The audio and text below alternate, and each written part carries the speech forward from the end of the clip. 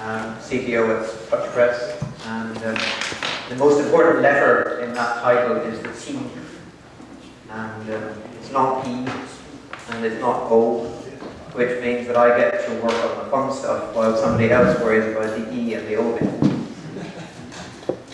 And most people think the T stands for technology, but I like to think that it stands as much for team as technology. And I'm really here representing our team at Touchpress. And I'll come along to talk a little bit more about that in a minute. I was struck this afternoon by a comment made by Sarah Vital, that what you loved as a child is your ideal job. And I couldn't describe my job better than that. As a child, I loved making stuff, and the more interesting stuff, the better. And I'm still making interesting stuff with interesting people, and that's really what this is all about. So, given this is an evening talk, I suggest that we forget about business models, return on investment, price points, customer acquisition costs, and all of that stuff, and we just concentrate on what it takes to make good stuff. Now, some of you might argue that that's kind of ignoring the point a little bit, but that is the point, because there's no point in talking about business models, ROI, price points, and customer acquisition costs if you don't have a good product to begin with. And that's the core of a good business. Start with a really great product. AppCraft.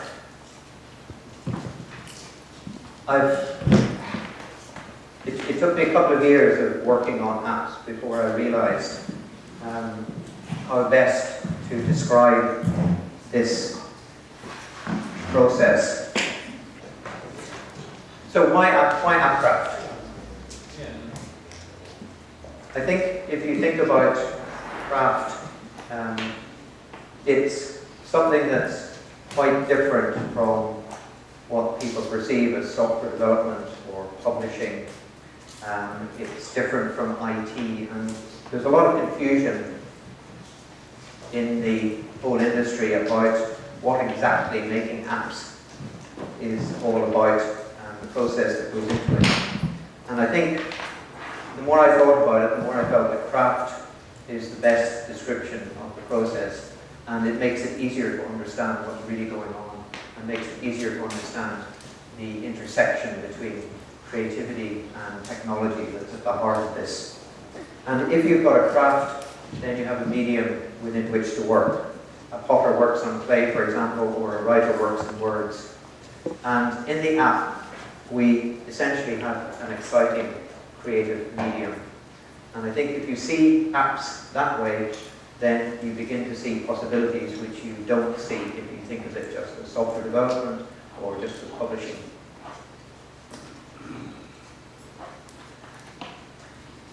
What we've got on these amazing devices is something that's really only coming to life properly, I would argue, in the last 12 months. We've got these devices which are supporting amazing high resolution, super fast graphics. The graphics processors in some of these devices are faster than they are in your desktop computer. And they've got vibrant, high resolution color displays, great multi-touch responsiveness, low latency, high-speed solid-state drives. They're always on, they're always connected. And they come with lots of sensors attached to them. And for somebody like me, this is just a playground. And it's a playground that actually allows you to do stuff that really wasn't possible before. And some of us have been around since the CD-ROM era when we tried to make apps, but when the medium was unsatisfactory in so many ways. And the thing that runs on these devices isn't television, it isn't the web, it isn't a book, it isn't a software application, it's its own unique thing, an app. Unfortunately, the app has become a devalued word because people have understood apps to be sort of throwaway marketing things that have no sense of perceived value. And I think that's something which I would argue that groups like this can do an awful lot to dismiss. The app is a creative medium in the right hands, and we need to get excited and more excited about it. In fact, you could argue that the app and our usage of these devices is actually something that we are co-evolving alongside. So we've had apps perhaps for the last 7, 8 years, and the way in which they're used, the devices that they're used on, the way in which they have become so embedded in everyday life is changing all the time. And you can almost consider this to be co-evolution. In fact, we often take these devices to bed. They're so much part of our lives now. And this is all about understanding the medium. If you want to work, if you want to craft in this medium, you need to understand it. I'm going to show just a couple of slides now, and I just want you to think about what they say about the medium.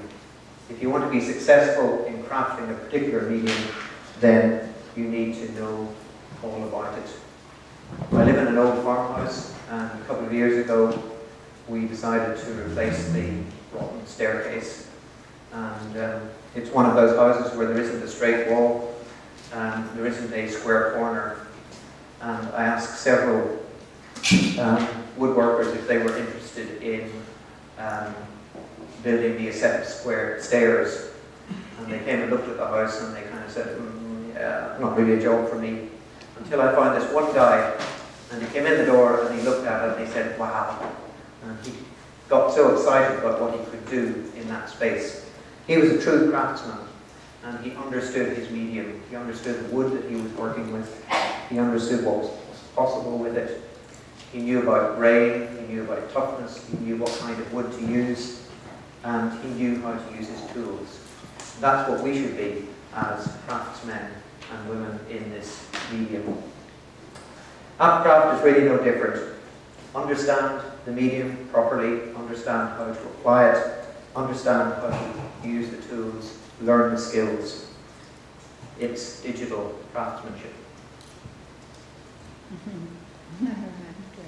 I'm not going to say anything.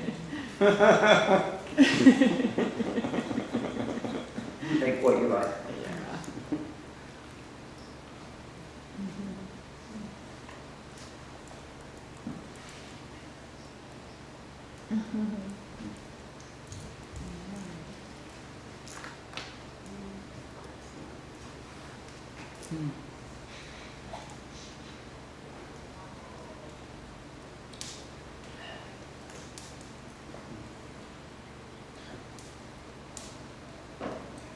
So what's this all about? It's no accident that many of these slides remind you of an Apple advertisement. The app is really all about, it's an intimate experience. These devices are intimate devices. We use them close to ourselves. We keep them on our person all the time. They're always to hand. We see them as part of our everyday lives. And increasingly, they are used to augment our life in very real ways. And I think when you think about the app as not just a device for consuming content or for publishing content, but a device that augments your life, then you begin to see a lot more about the sort of power that can be invested in this technology, and also about the risks that brings. Apple's current motto of choice is "you're more powerful than you think," and that essentially encapsulates this. Oh, I've got one more picture. That was beautiful. So as well as understanding a medium, you need to understand your audience. And again, there is no point in being a great builder of staircases if you can't listen to the guy who wants the staircase built and do what he wants. And similarly, you've got to get inside the mind of the user. And this has become increasingly important, I believe. And in some ways, it's the key to creating the niche app that is so important in establishing your place in the busy marketplace. You've got to get inside that niche user. You've got to spend time with your audience, understand what makes them tick, understand how they interact with these devices, the way they think. Kids think differently, and you need to understand that. You'll find that in this talk I'm not just referring to kids apps, I'm referring to lots of different apps, because Touchpress isn't just a children's app company, but many of the same rules apply. If you're building an app for bird watchers, you need to figure out how bird watchers think, and that's different, I'll tell you. If you're building an app for people interested in classical music, how do they think? What's important to them? What do they care about? User testing is part of this. For example, one of our recent children's apps was the Elmer Photo Patchwork app. And this is an app that allows you to fill patchwork elements by using a camera. It's very simple but very sweet. And we spent a lot of time trialing this with children of different ages to understand how they actually use it, and we learned some important lessons in the process. For example, look at the great big shutter button. Well, some kids couldn't actually reach that while holding the device. And so we allowed them to actually tap on the patches as well to cause the photograph to be taken. Notice the selfie button up in the top corner. This was by special request from a child. It didn't take a product manager to come up with that idea. Children wanted to take pictures of themselves too. So understand your medium. The app is also needs to be thought of as an original work. So much of what we can see as apps these days are really derivative works. They're based on a book, they're based on a movie, they're based on an existing character, and they bring a lot of baggage with them. And I think if you're crafting an app, then starting afresh with an original idea and crafting it specifically for that medium is really the only way in which you're going to achieve an app that actually meets the expectations of your audience. So how can an app be original? I think it's all about reimagining. You've got the technology, you've got the capabilities of the device, but you've also got the different ways in which people use that device, the different gestures, and the different expectations that people have. And reimagining how they would engage in the content or the activity. If you're augmenting life in some way, reimagine how that works in this new medium. And I'm going to give two examples now of our own apps. The first is Vivaldi's 4 Seasons.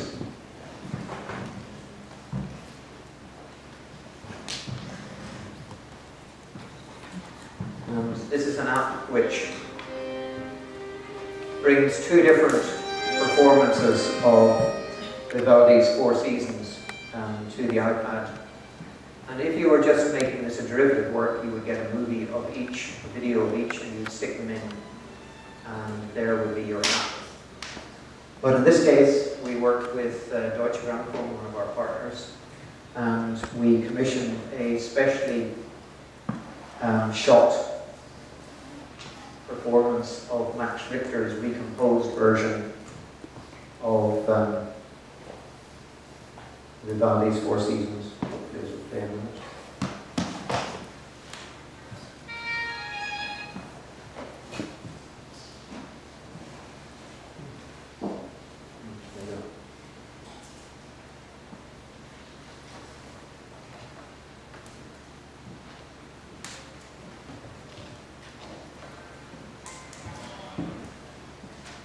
You can see the musical score here.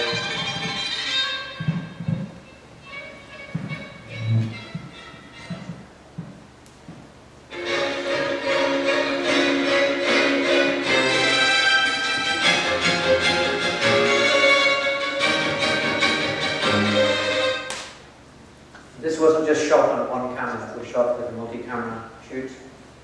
And you can see that as it's playing, you can move between different views.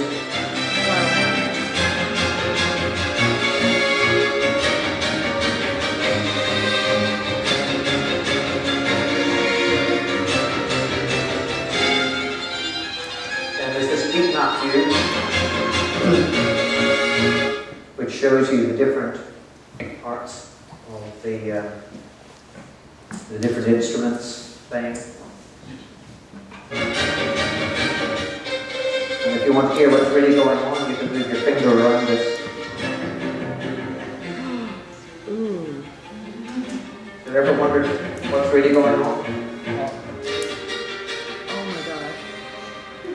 Do the harpists actually do anything? They read novels. Victor? Oh, yeah. Oh.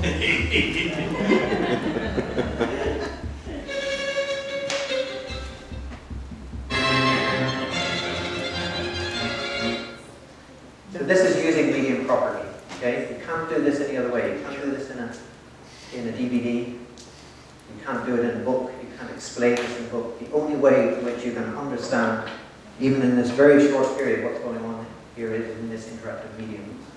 And the second example I want to show you is, oops. Oh, one more thing to show you here, by the way. Because it was a special shoot, and because the Four Seasons is about the Four Seasons, then it made sense to change the overall lighting theme for each season. This is autumn.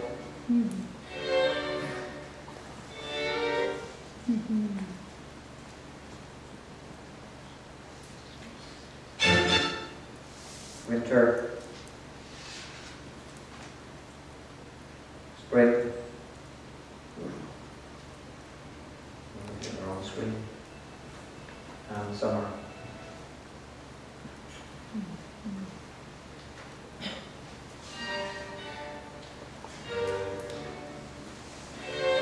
This brings out another important point, which is when you're working on apps, think about the totality right from the beginning.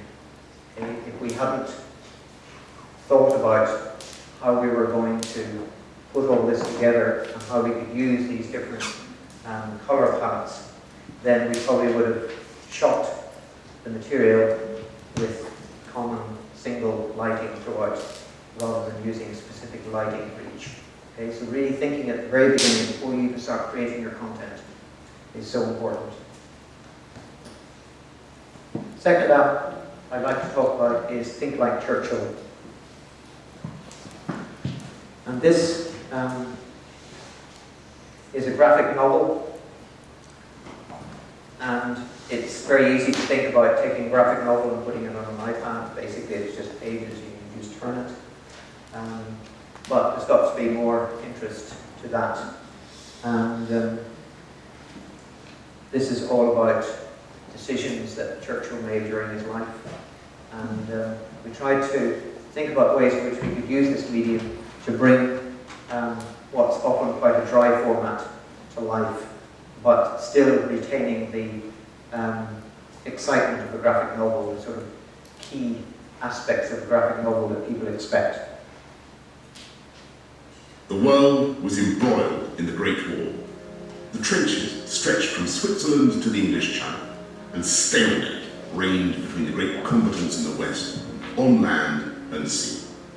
As the death toll rose interminably, Winston Churchill, now a seasoned politician and First Lord of the Admiralty, struggled for a solution.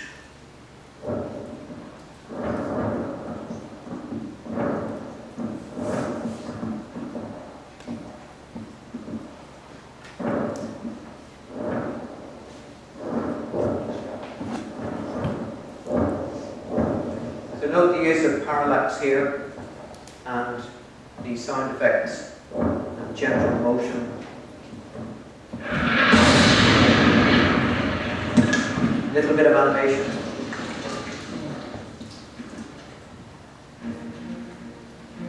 Strong audio track. Use of atmospheric music.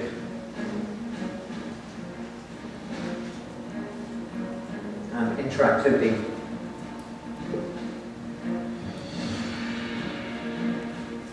All of those bringing the traditional graphic novel format to life, allowing you to engage with it in a more, in a deeper way than you would just with the paper publication.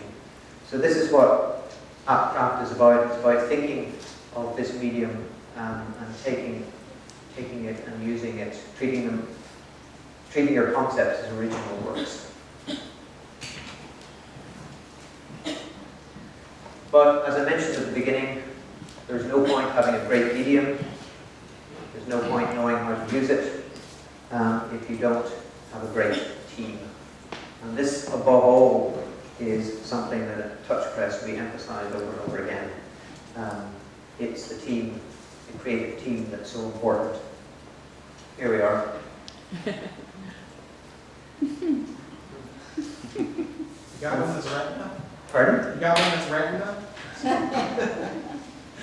So, the tricky thing about apps is that you need a multidisciplinary team. And this is where a lot of developers fall down. They have great engineers, or they have great designers, or they have great marketeers. But you actually need great people in all of these areas and another half a dozen areas that you probably never thought of before. Interface design, visual design, game development, 3D modeling, audio production, storytelling, writing, illustrating, testing, to name but a few. And that's the multidisciplinary team that you need to bring together for this sort of product, and that's a real challenge. This is the beauty of app development, but it's also the bugbear. And many app developers and publishers fail to grasp this. They assume that just because they've published books or developed software before, they know all there is to know about this process. They think that the same workflows that got them good software will get them a good app. And they believe that many of these skills can just be filled by hiring freelancers when they need it. But you need a really strong, integrated, creative team that is used to working with each other. It's no different from many other endeavors in life where the team is much bigger than the sum of its parts. And I'm going to talk a little bit about the team because I think if you want to take one thing away from this talk this evening, it's the team. The team should have a passion for the content and the audience. If you can't be enthusiastic about what you're doing, it may not be your thing. You may be developing an app for bird watchers and have no interest in birds, but if you don't have the ability to empathize with somebody else's passion, then it's going to be impossible for you to create a product that satisfies that passion. And this is why one of our standard interview questions at Touchpress is, tell us about something that you love doing in your spare time. And it's a great question to ask in an interview because you get two responses almost instantly. You get the horrified response, which is, whoa, this isn't the question that I was expecting to be asked in this interview. And you also get people who just light up because suddenly they can talk about something that they really enjoy in life. And those are the people that we want to hire. Creative teams appreciate and respect one another. This is really important too, because what's important to a software developer isn't necessarily what's important to the designer. What's important to the person who's working on your audio isn't necessarily important to the person who's testing. And so there needs to be a cross-appreciation of what is important. And again, I'll use a couple of examples here. This is our Barefoot World Atlas. You'll notice that all of the boxes, if you like, have this kind of wobbly border. This is the kind of thing that drives engineers crazy. Why can't you just have square rectangular boxes? And yet the designers produce these lovely wobbly designs. What we need here is a software engineer who appreciates that it's important to spend that extra couple of hours coming up with a standard way of creating a random wobbly border so that this can be reused throughout this entire app. And they do it because it's important to the other person on the team. Similarly, in our music apps, we've got the score. The score follows very tightly with the performance. It needs to be note accurate. We want musicians to be able to watch the score move and not be offended by it getting out of sync. And again, this is not something that necessarily an engineer would care about, but the engineer presented with the challenge, and we put a lot of work into getting this to work reliably. This is an app that I'm working on personally at the moment. It's a graphic novel. Sorry, it's a new novel, a non-linear novel by the author Ian Pears. And when I opened up the design file in Illustrator to see what the designer had come up with, this is what they had come up with as the network interface. This is the table of contents, if you like, for this book. And it's got lots of engineering challenges on it. And you really wonder, why couldn't he just have listed all the chapters in just columns? Wouldn't that have been easier? But we've got glowing lines, we've got dotted lines, we've got pulsing circles. Quite a challenge. And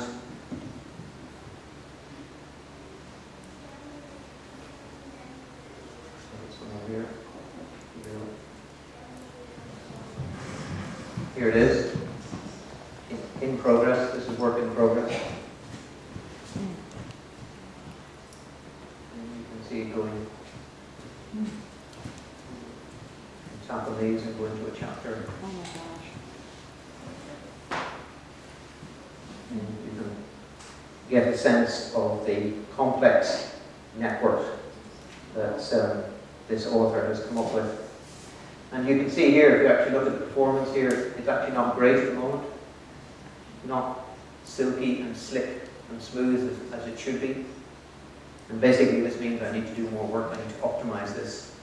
And that's something that I need to care about because it's important for the user to feel that this is really fluid, that they can pinch and zoom and get around this in a very slick way.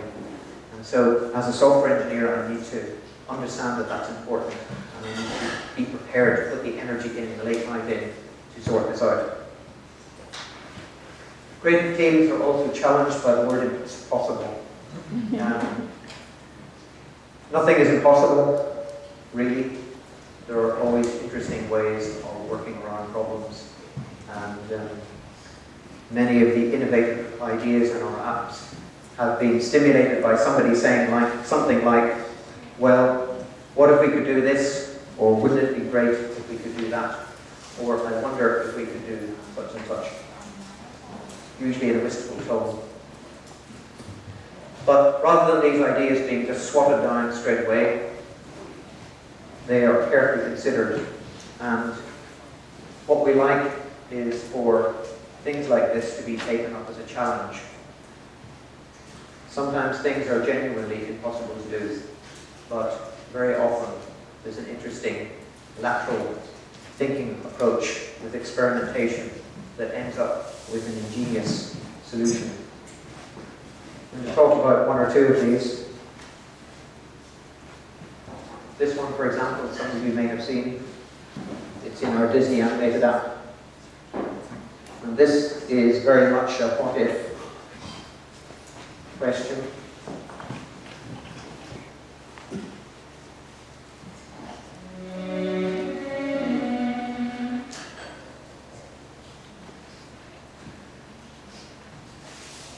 This is what we call the color map. Basically, the question was, what if we could get every Disney movie ever made on one page in the app? And really it was a bit of a joke at the end of the meeting one time. And, but we have people in our company who take this kind of thing seriously and who like the challenge. And so what we did was we basically got all of the DVDs of all of Disney's movies, and we ripped them. And we started running a color extraction script that one of us wrote to basically work through every frame in every movie and look at the scene changes and capture the colors in those scenes. And this is the result. As you can see here, you can move your finger and As you move down the screen, you're moving into more recent movies. If you move across the screen, you're moving from the beginning of the movie to the end. You can see a little section here at the end, which is all dark. This is when Disney started introducing long credits at the end. And what I love about this particular screen is if you give this to anybody of any age, they will quickly find their sweet spot. If you're younger, your sweet spot's going to be down here somewhere, and if you're older, it's going to be up here. Everybody gets this screen immediately.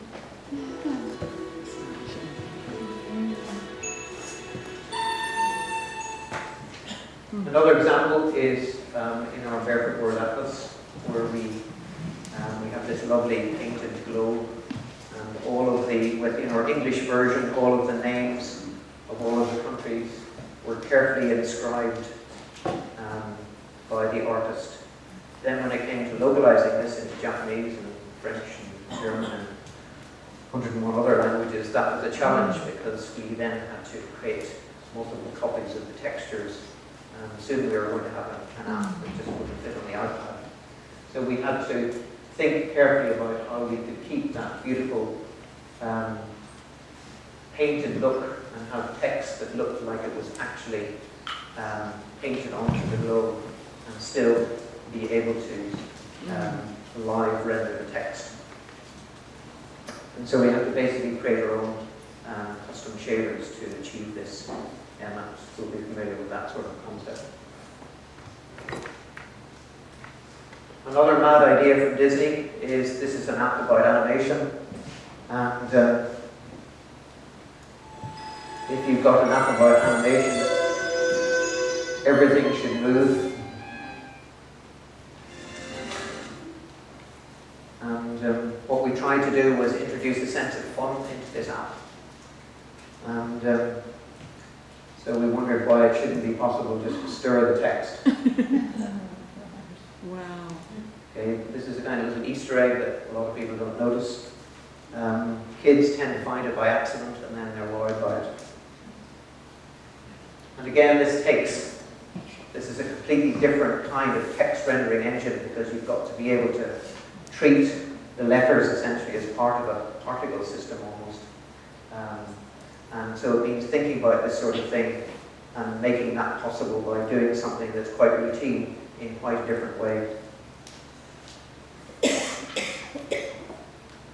Moving on quickly to what creative teams are about. It's good enough isn't good enough. That's another really good motto. So often we ship stuff because we've got the deadline, or we ship stuff because we've got bored, or we ship stuff because the CEO says we need to ship it.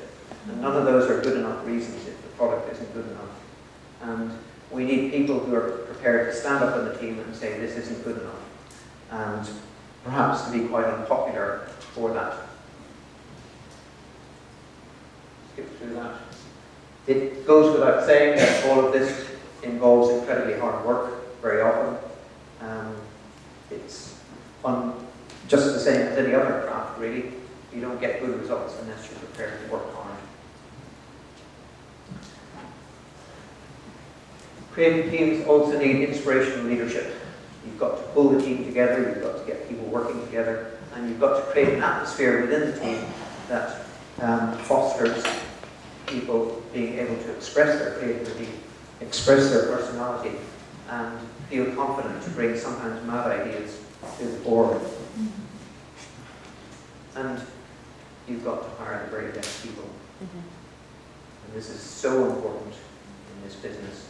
You've got to hire people who have more capacity in them than they think they even have themselves. And you've got to give them an environment within which they can realize the capacity that they don't even realize they have. A couple of practical things that we've learned. Some of these will be obvious to many of you, but there's always this conundrum. Developers are from Mars and designers are from Venus. It's kind of a running joke in app development companies. But it's a really interesting conundrum because you've got two different sets of people who think in different ways. designers tend to think visually, they think spatially, and developers think very analytically when they think about the code. And how do you get these two creative teams to actually work together? Well, first of all, one of the first things to realize is that engineers are as creative as designers. Both software engineering and design work is a creative discipline. And you need to get these teams to appreciate that, first of all, respect each other. And I actually think you need to get them to dabble in each other's work. That's a really scary thing. No engineer wants a designer dabbling in their code, but that's what we often have. We have designers who know enough about the code to be able to go in there and tweak when they need to tweak. We have engineers who know enough about the design to be able to at least appreciate when something is right or when something is wrong, and to care. Just one example here again from Disney. If you look at this beautiful home screen, there's a beautiful fluid motion to that there, that carousel, and it's designed to be literally like a set of cards going across the screen. There's a soundscape that changes as you move. And this was all mocked up using an animation package and given to the engineering team. And it proved to be a real challenge to make this work in that fluid way, to get the curve that these cards follow to actually give a sense of the cards kind of overlapping with each other, the shadows behind the cards and so on. And we find that if we didn't get that quite right, the whole illusion was instantly broken. And this is where you've got to have a really dedicated engineering team who are prepared to go that extra mile to create something that turned out to be much more difficult than we actually thought. We could easily have abandoned this and said, let's just create a straightforward linear menu. That would have got the app shipped sooner. Layer detail is also important in apps. This is especially important in children's apps, I feel. And it's the key to allowing apps to be used by a broader age audience. For example, again in Disney Animated,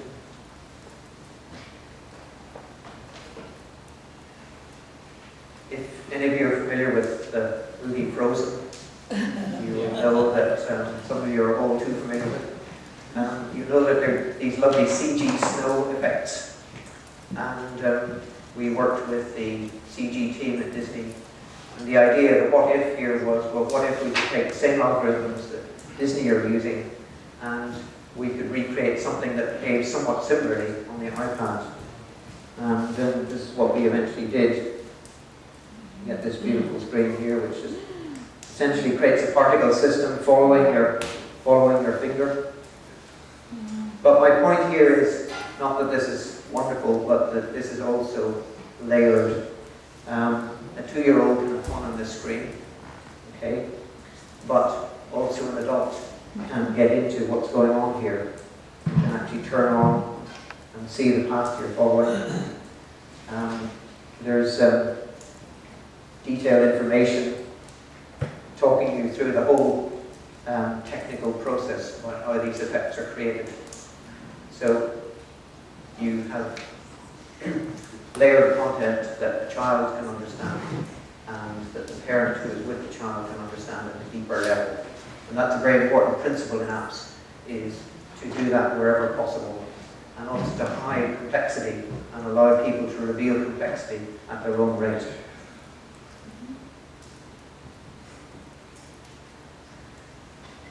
This is kind of boring. I always used to think analytics was something that always sort of made people's eyes gloss over a little bit. But the more you get into analytics, and the more you begin to realize what they can do for you, the more important it is. This is why we get bored, because this kind of screen really doesn't excite anybody. But this is an example of our Barefoot World Atlas any of you are familiar with the product will know that there are lots of different icons scattered all over the globe that children can touch. Well, which of these are the ones that children touch most? Well, this tells us Russia, United States, Canada, and a guy called Wally Herbert, by far and away the most popular icons. And why is Wally Herbert the most popular? Because he's sitting right at the top of the North Pole, and that appeals to kids. But if you also look at the chart above, you'll see that it's got a sawtooth pattern. And if you look at the little overlay there, it shows that those peaks always correspond to Saturdays for some reason. And this is consistent with this app for many years. It gets its most use at the weekends. Saturday is the most popular day. And both of these pieces of information allow us to understand our audience better and to shape the future of this product.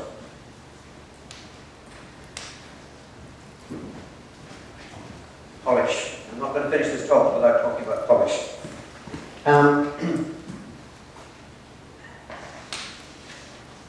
Polish is what you do to an app when you think you've finished it. And if I go back to my stairs analogy, when the guy finished building the stairs for me, he spent a lot of time, spent several days tidying it up, as he said. And that meant tweaking it, and sorting out little niggly things, and ultimately it meant literally polishing it. And he spent a lot of time polishing the stairs. And polishing is exactly the same for apps. It means looking at the app after you think you've done everything, you've got all the features done, everything is satisfactory from the designer's perspective. But you need to then step back and take a long, hard look at it, and put yourself inside the user's shoes, and there will be things that you've forgotten about. There will be things that aren't quite right that nobody anticipated. And that's when you need to start polishing. There will be performance issues, and that makes the difference between a good app and an excellent app. And it's really important to, coming on to my next and final topic, is AppCraft in a real world. What about budgets? What about schedules? What about all these things that we really would rather didn't exist? If you want to polish your apps, then you need to build that concept into your thinking right from the beginning. You need to allow time to do that.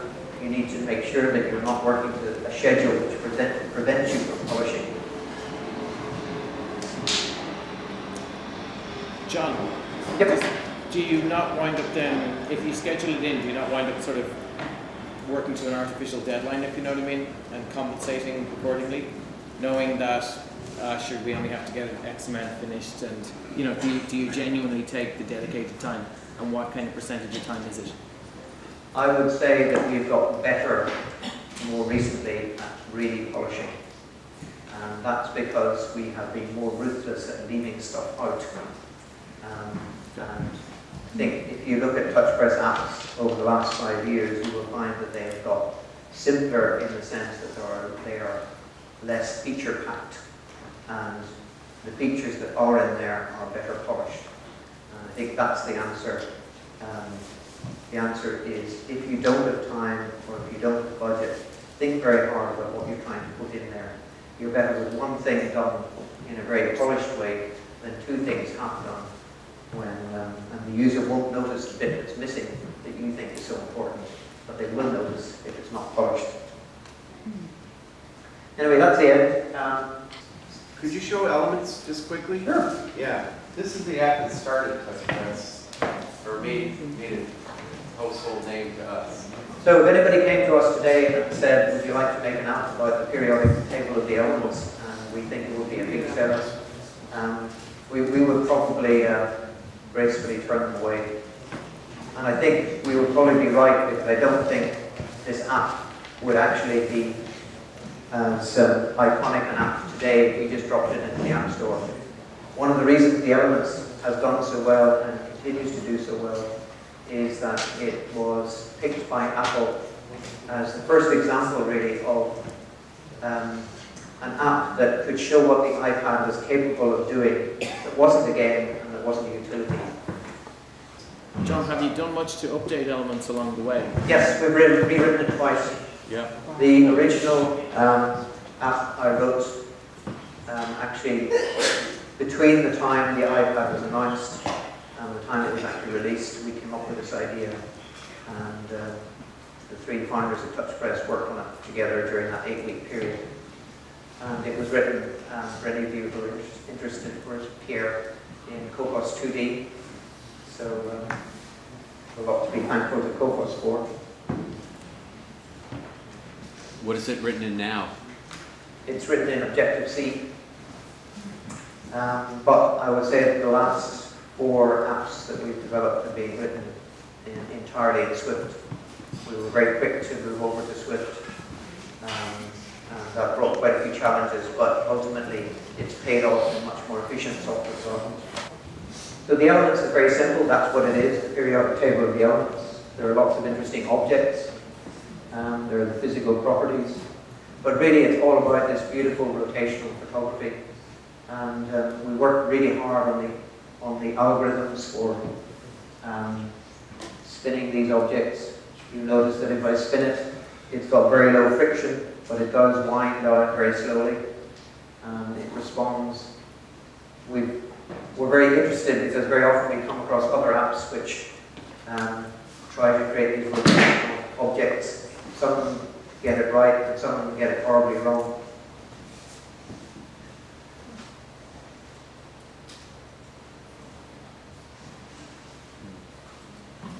And the text is written by Theodore Gray. It's an entertaining read. I highly recommend just reading this as a book. And it's really got quite a quirky selection of objects. And it brings home to you just how diverse the objects are that are made from all the elements. And the elements is the first in a trilogy. We've got a second app which we released last year called Molecules. So if you think about elements being the atoms, molecules is what happens when you put the atoms together. And there's a final app coming out sometime next year probably called Reactions. Reactions is very exciting because it's what happens when you start putting molecules together. And as we all know, when you put some molecules together, exciting things do happen. And the filming and photography for that is actually starting to happen at the moment. Solar system? I have. So solar system, again, was, I think it was our third app. And it's, I suppose, the element featuring solar system that I was most pleased about was the orrery, which is a 3D representation of the solar system. That was quite challenging from an engineering point of view because we had to render all of the planets, get the alignment of all of the planets right. And if you actually know what the distances in the real solar system are, you realize that we had to sort of squash the whole thing to get it to fit properly. Otherwise, planets like Pluto, which is actually no longer a planet, we need to get rid of, planets like Pluto would have taken a long time to swipe to get to.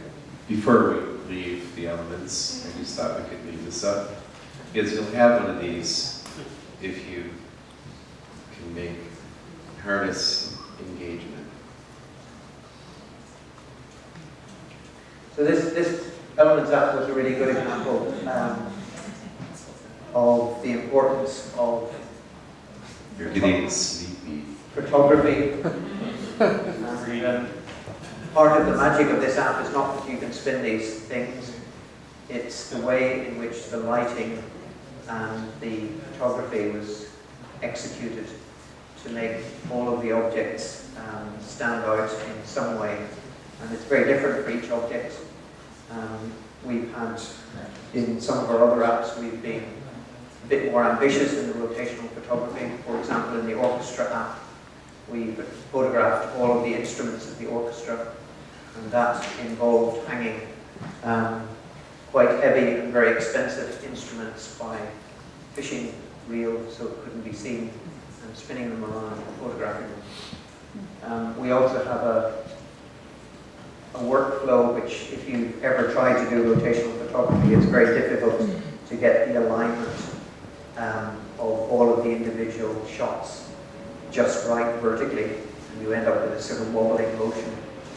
And we've got a processing system now which takes the raw images and aligns them all and allows this kind of very, very fluid motion without needing a lot of time in the setup. Aaron, what's your favorite planet?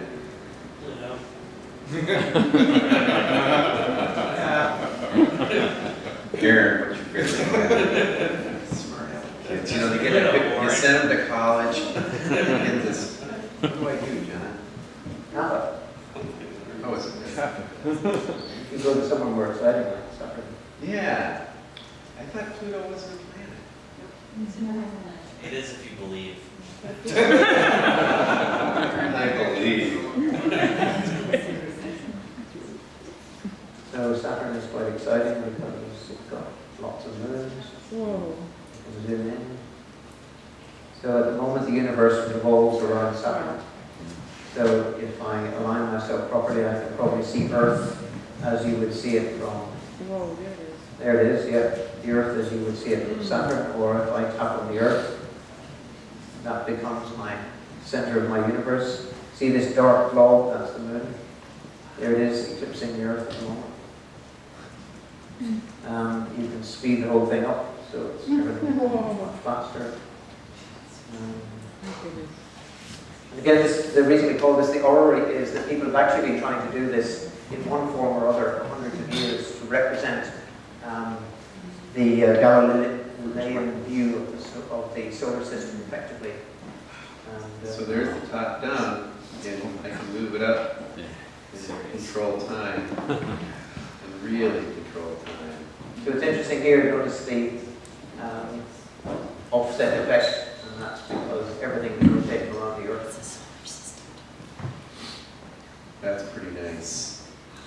So we're planning an update for this app. One of the reasons we want to update it is there is so much new open source photography available for some of the planets due to recent flybys. And we also have sub-planets like Titan, for example. And so we would really love to update this. But there's only so much we can do. There's so much you can do. And then in Egypt, or it was Egypt. No. Pyramids. The pyramids. The pyramids. You have King Tut's mask, Yes. and it is, I believe it is. Spectacular reflection. Yeah, which is worth looking at. Wouldn't it be great if we had that? Oh, we do. I don't have it on mine. You owe me, well, Touchpress. I had to get a big iMac or a big iPad, and I have to tell you, it really, this one was life-changing for me to have this much memory. So just a little comment on what application frameworks we use. I regularly get asked whether we use Unity or how we develop our applications. And the answer has always been we develop natively. But I'm becoming less and less confident in that answer as the years go by. And the app, thing like Churchill that I showed you earlier on, the graphic novel app, we looked long and hard at using Unity for that. And I think if I hadn't had to go and hire 2 Unity developers, I think we probably would have gone that direction. The tools have got so much more sophisticated, and the costs of native development so much higher that I think you need to look long and hard at whether the requirements of what you're trying to do really demand that final 2 or 3% that you can extract from native development. Shall we go in the Great Pyramid? Yes, So John, if not Unity and not native, where do you turn to?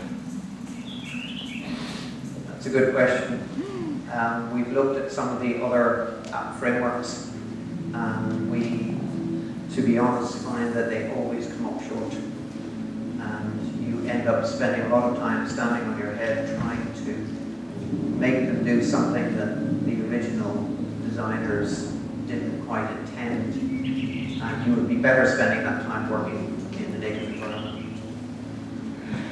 I'm going to go into the pyramid, and I would like a more capable other. So, who better than a snooty tour guide? Enter my own personal snooty tour guide. We're entering the Great Pyramid of Khufu through the original entrance, which is not normally accessible to the public today. Indeed. The Grand Gallery, which is over 150 feet long real. and almost 30 So she is a real is one guy. of the most This is- impressive architecture. I remember this debate, should we get a voice artist? Entering into it through To its do known this, or passage, should we it's allow like real coming guys into to a do it? cathedral, and it's heartbreaking to think that it was never intended to be seen by anyone. I just love it's. This magnificent gallery It is is- a it's- befitting entrance to the burial chamber of such an illustrious king. Where should I go? oh. I'm Well, lost you have to kill him. inside a pyramid. One of the challenges to this app is that actually a lot of the walls are quite organized, and some of them had rude graffiti that we had to Am I going out? That would be awesome. But this is a good example of an app that probably now we would actually choose to do in Unity, because it contains 3D models. We have to essentially develop our own 3D Oh, my goodness. engine for this. That probably would not be necessary. The other app that's quite amazing to me, there's two more. One was Leonardo, or Da Vinci. Right? Yep. It's called Leonardo. Right? I don't think I have it. But you, So this was on Leonardo's anatomy drawings.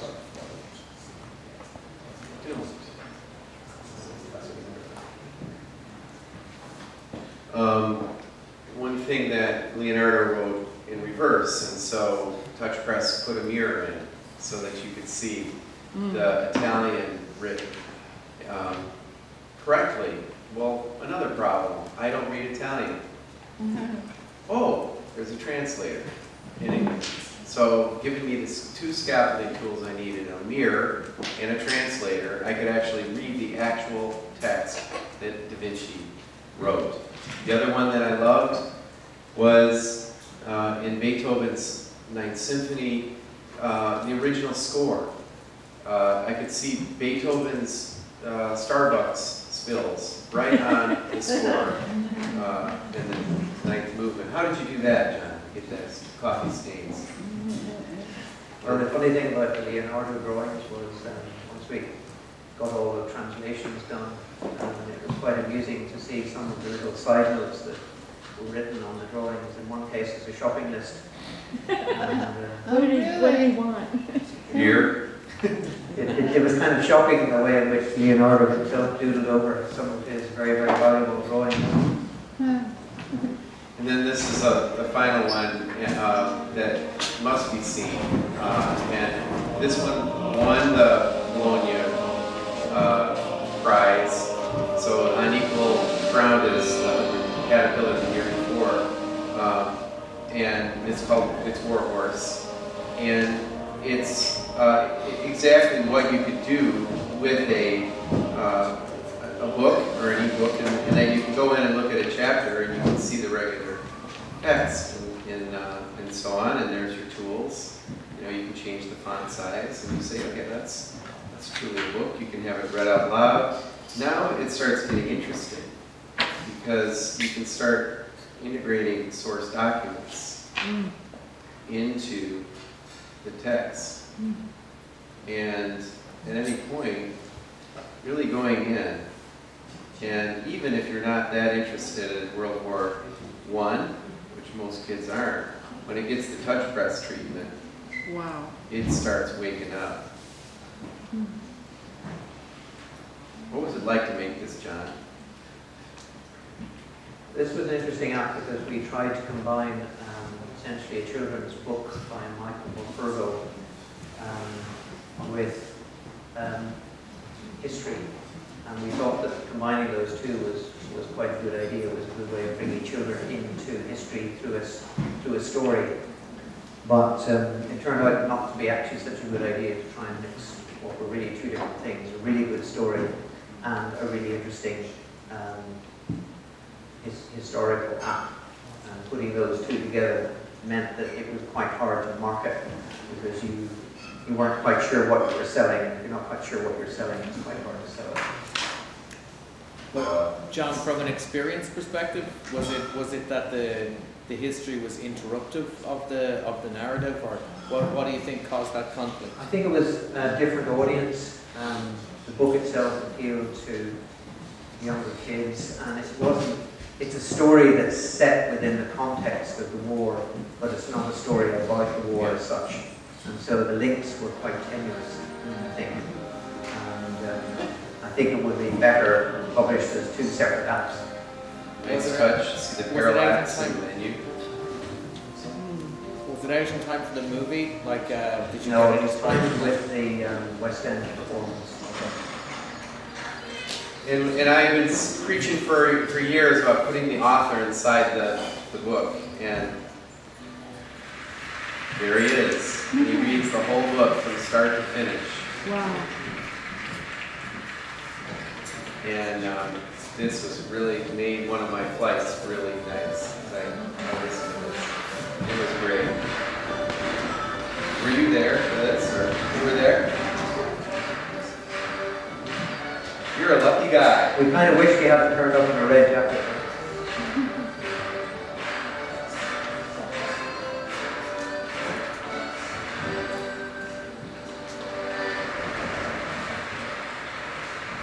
Can you turn up just a bit if this catches intro at the beginning? Listen to this.